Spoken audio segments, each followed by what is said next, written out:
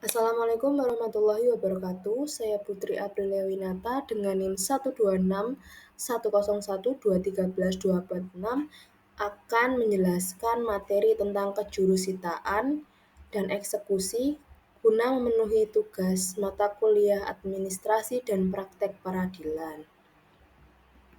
Yang pertama tentang kejurusitaaan. Seorang jurusita berkedudukan sebagai pejabat umum yang diangkat atas usul ketua pengadilan.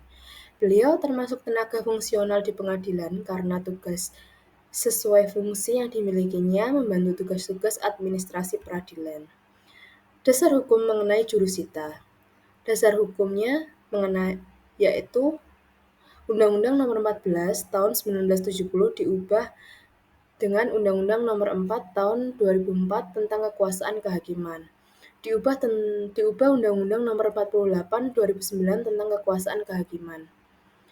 Nah, selanjutnya Undang-Undang Nomor 2 Tahun 1986, Pasal 39, 41, 65, J Undang-Undang Nomor 8 2004 tentang Peradilan Umum, serta Undang-Undang Peradilan Agama dan Undang-Undang tentang Peradilan TUN. Nah, tugas jurusita sendiri antara lain melaksanakan perintah yang diberikan oleh ketua pengadilan, ketua sidang, dan panitera.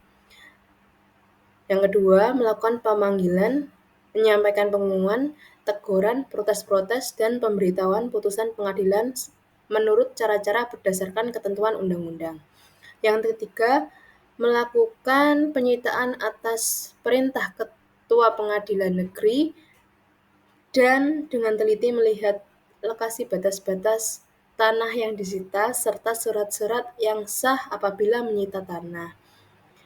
Yang selanjutnya melakukan penawaran pembayaran uang titipan pihak ketiga serta membuat berita acara serta melaksanakan tugasnya di wilayah pengadilan negeri yang bersangkutan.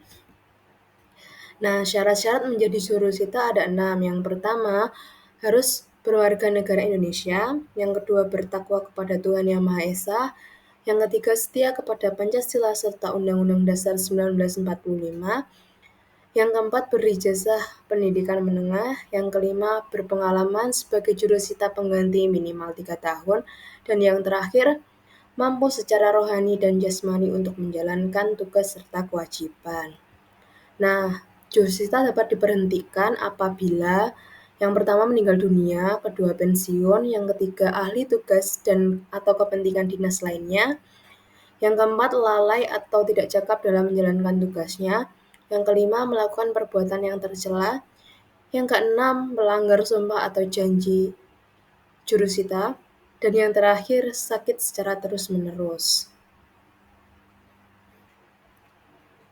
Nah, materi selanjutnya ialah eksekusi. Eksekusi merupakan tindakan hukum yang dilakukan pengadilan kepada pihak yang kalah dalam suatu perkara, merupakan aturan serta tata cara lanjutan dari proses pemeriksaan perkara.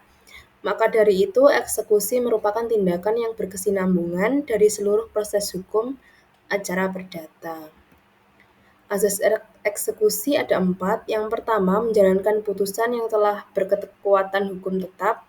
Yang kedua, putusan tidak dijalankan secara sukarela. Yang ketiga, putusan yang dapat dieksekusi bersifat kondemnatoir. Dan yang terakhir, eksekusi atas perintah serta di bawah pimpinan ketua pengadilan negeri. Nah, selanjutnya tata cara eksekusi.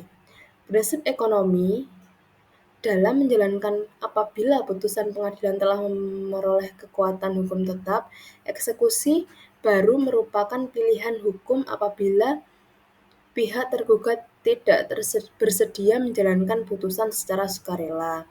Tahapannya antara lain yang pertama emending atau peringatan, yang kedua sita eksekusi, dan yang terakhir eksekusi real. Nah, surat perintah eksekusi sebagai lanjutan proses peringatan merupakan pengeluaran surat penetapan yang telah dikeluarkan oleh Ketua Pengadilan Negeri yang berisi perintah menjalankan eksekusi serta perintah kepada panitera atau jurusita. Berita acara eksekusi harus dicantumkan apabila saksi dalam berita acara, dan penandatanganan berita acara. Berita acara dibuat pada saat en-mening dilaksanakan. Sita eksekusi dilaksanakan pada saat eksekusi real dilaksanakan. Nah, sekian penjelasan materi tentang kejurisitaan dan eksekusi dari saya. Apabila ada kurang lebihnya, saya mohon maaf. Wassalamualaikum warahmatullahi wabarakatuh. Dalam